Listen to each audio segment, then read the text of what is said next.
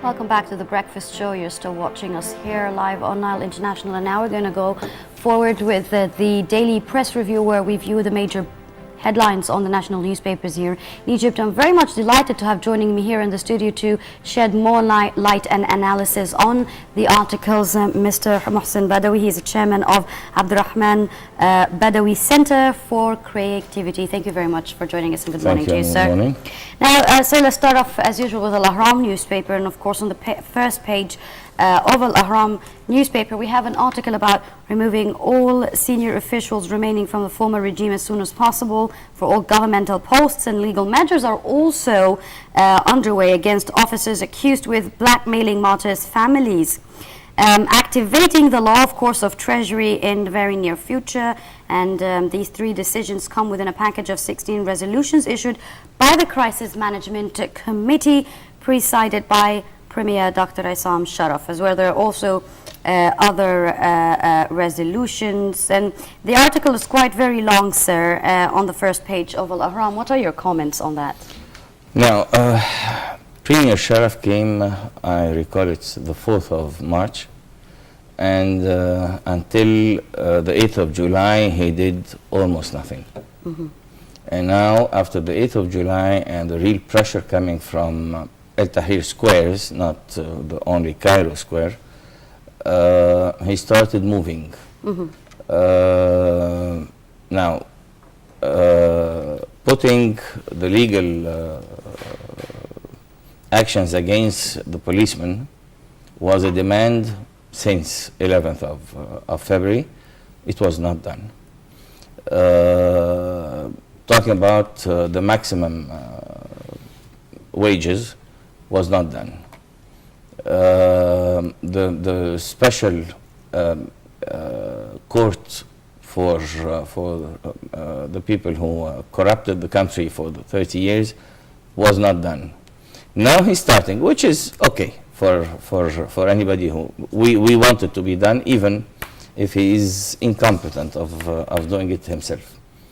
What I think is, I don't think he will do anything really good about the wages, because it needs political and economical measures he doesn't have the power to do. But for the legal part, I think if he means well, he can do that. If he's really up to what he said, he can do that. Because the laws that existed during Mubarak's regime were corrupted laws. So you cannot really deal with them according to those corrupted laws. The law that allows you to sell things for peanuts. It allows you to give your friends, to give even yourself. It's against the Constitution itself, many of those laws. So it needs a kind of judgment according to sense, not to the clauses in the corrupted law. So I think we might see something in that direction. And another thing, as I understand it, the Egyptian law doesn't have anything to do if in the Gulf area, if you pay the family of the deceased what we call diya, which is a sum of money as a compensation, the law accepts that, and the punishment is removed. In Egypt, we don't have that. So I don't really understand what is the story. As if this money would remove the crime. We have a civil law that you can ask for your compensation when the accused gets his sentence. So I'm not getting really what is the story about the diya and the compensation for the dead, because it's the state against the officer who did it and who gave him the orders. Then if the other party doesn't want money, he can say, I don't want anything for myself. Not because this is the community against against the officer and whoever gave that. Yes, now also in the article still on Al Ahram newspaper on the first page, Sharaf hailed upon all Egyptians to keep into consideration the current stance within the country, which requires all efforts to regain the national economy strength. Now, it seems to be that, as you said, people are very much reconsidering Sharaf being in office as he has not successfully achieved anything apart from strengthening diplomatic ties with countries, particularly the Nile Basin countries in Africa. Nothing concretely happened on current grounds. So if this does continue and Sharaf does not reconsider his stance, particularly after he reformed the new government, shuffled, I mean, the ministers, what do you think the people in Egypt might do, particularly those who are still currently striking on Al Tahrir Square? Okay, Sharaf should stay for the maximum of 4 months. I wouldn't really expect or ask him to do political measures. What you're talking about, the Nile Basin needs a really strong and elected government with ideas outside the box, and there are many. Sharaf is incapable of doing that. I personally didn't see him the best candidate when he came to office in March. But the joy that was with that is for the removal of Shafiq, not the coming of Sharaf. Sharaf is part of the old regime, and if we're talking about here suspension, he should be suspended because he was part of Lajnat Siyasat,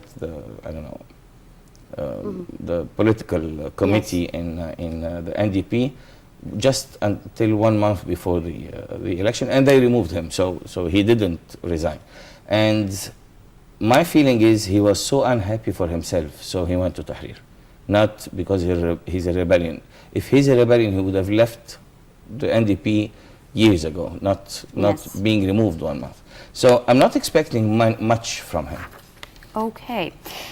Still with the Al Ahram newspaper, and also on the first page, of course, a news item that was, heading all news channels and newspapers this morning. Former Minister of Interior Habib Al Adli stands behind bars in a blue uniform on air for the first time at an Egyptian television. Of course, millions of Egyptians and Arabs followed the procedures of the first aired session on the Egyptian television. As 6 senior aides to the former minister stood beside Al Adli as defendants accused with ordering the killing of demonstrators on the 28th of January.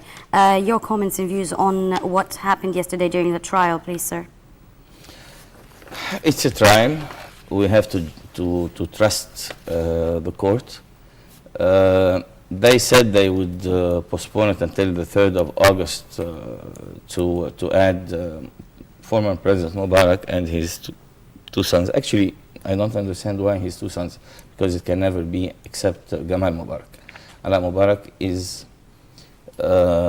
having his problem with the corruption. He didn't have anything to do, I don't think, maybe he had anything to do with the political scene and killing the demonstrators and so on. So anyway, that's why. Either you go through drastic measures legally, or you have to accept that. You cannot go to the normal legal procedures and then say, I want it my way. It has to take the full legal procedure. And this is the normal. I don't think, I think we're wasting a lot of time talking about how quick is the court. And I do believe by 3rd of August, if the president is still alive, he will be in court. Yes, now let's move now to Al Gumhuriya newspaper. As we read there, the military prosecution decides to detain former Prime Minister Ahmed Nadhif for 15 days. And Nadhif faces now new accusations, along with the former governor of Luxor, Samir Farag, of illegally selling lands belonging to the armed forces to a businessman named Mamdouh Philip, whose investigations with Nadhif revealed that the former premier's intentional easing for Philip to take over the land that was originally allocated for an Olympic swimming pool project. Nadhif facilitated the illegal deal by allocating the land by direct order. The businessman, with a very low price value of 60 million Egyptian pounds, causing massive harm to the public money. And that's on the 3rd page of Al Gumhuriya newspaper. Now, sir, seems to be that there are hundreds and hundreds of corruption files related to the previous regime that are now being opened, all related more or less to the same issue of allocating lands at very low prices and selling them to businessmen, even whether they're public lands and now the armed forces lands as well. You know, what are your views on this? This goes to corruption, and there are many claims, but it will be real when there is a court ruling. So until then, I don't know, 60 million is too little or too much or adequate. So we cannot really just let the court rules those accusations, because in the last court ruling, he didn't have anything to do with, and he got acquitted in one. There are things, I know, people did not really make harms, but in this feeling, there are definitely people who should get the maximum sentence. Mm-hmm. It doesn't mean that every single claim is right. There are many claims that could be right, and there are others who are just claims and maybe it's not true. We have to wait and see, and I've seen myself actions by people, and they were never accused for that or even claimed against them, that anybody can take it from the surface that it is a claim. One of the governors, he found families sitting in the streets, mm-hmm. so he asked for building homes for them. Yes. So he went to a higher price because it's the less in timing. So waiting one day in the street deserves more. I mean, you can just making them at homes for 6 months earlier, so we can pay more. This is a sense of a leader. Yes. It doesn't mean if you come and say he got that company for more price than this company, it could look, but it wasn't. Yes, now let's go to Al 7 newspaper, and we read that the European Union decides to ban the entry of all Egyptian agricultural exports, and the decision came as more exports were infected with the E. coli disease. The decision is expected to cost Egypt losses amounting to 25 billion Egyptian pounds annually, and in reaction to that, Egyptian exporters and producers of agricultural products plan to protest before the European Commission building in Cairo on Tuesday, that's today. And exporters say the banning decision began gradually with the exports of beans, causing an annual loss of 1 billion Egyptian pounds. That's on page 3 in Al Yom Saba. What is your take on that, This is sir? a very, very serious matter. We're talking about over $4 billion on our income in hard currency. 60% of our imports come from the European Union. Yes, it's good to have a demonstration in front of them, but we have as a people, because this is, the E. coli started there. It's not proven that we have it. Mm. So the normal that we ban their imports. our imports from them. Not they ban the imports from us. They said that one of the beans is al-halba, I don't know what is this in English, is having E. coli, and it actually it's not really proved. But to ban everything, potatoes, rice, everything, this is something we have to really do drastic measures. I think it cannot come from the government, it can come from the people. Hmm. We can threaten, if you insist on that, we will start banning or not buying European goods. But how much is that in comparison to the losses Definitely that Egypt much is more making than from the 4 billion. Seriously? Of course. Mm-hmm. That's a very 60% of our outside trade is from European. But it's an essential. It's an you can essential move trade it and for get Egypt. it maybe for a little higher price, because 4 billion would make the dollar go up. Mm-hmm. So you will pay more anyway.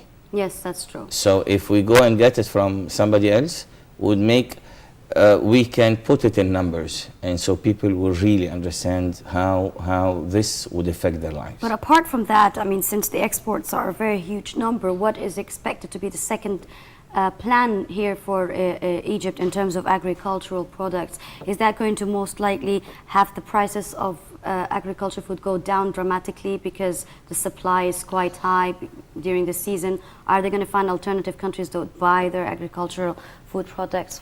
How is that going to be dealt with? Okay, now you can sell it to other countries, but if you have the market, you would have done it. You don't have really the market. You can maybe part, but it will go down immediately. And this is the worst case scenario, because nobody would plant that type next year, because it's not really worth it. Worth it. But buying it with a little amount of money is better than throwing it away. Part of it might be thrown away. But next year, you'll find a shift in the agri And products. the prices will go quite high too. And I think 4 billion going down in our income would increase the price of US dollar sky high. It's a huge number. So everything will go sky high. This is a very, very serious matter, and we have to deal with it in a very serious way.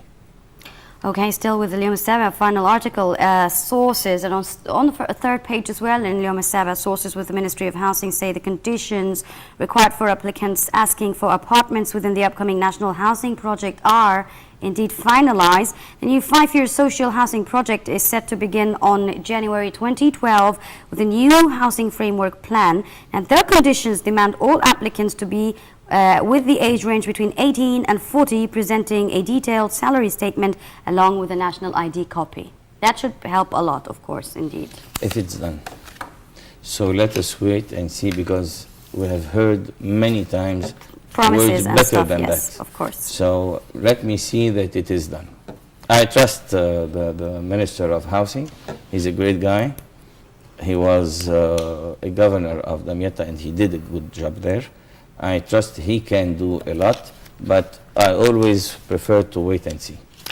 Okay, Mr. Mohsen Badawi, Chairman of Abdurrahman Badawi Center for Creativity, thank you very much for joining us on The Breakfast Show and for your insight.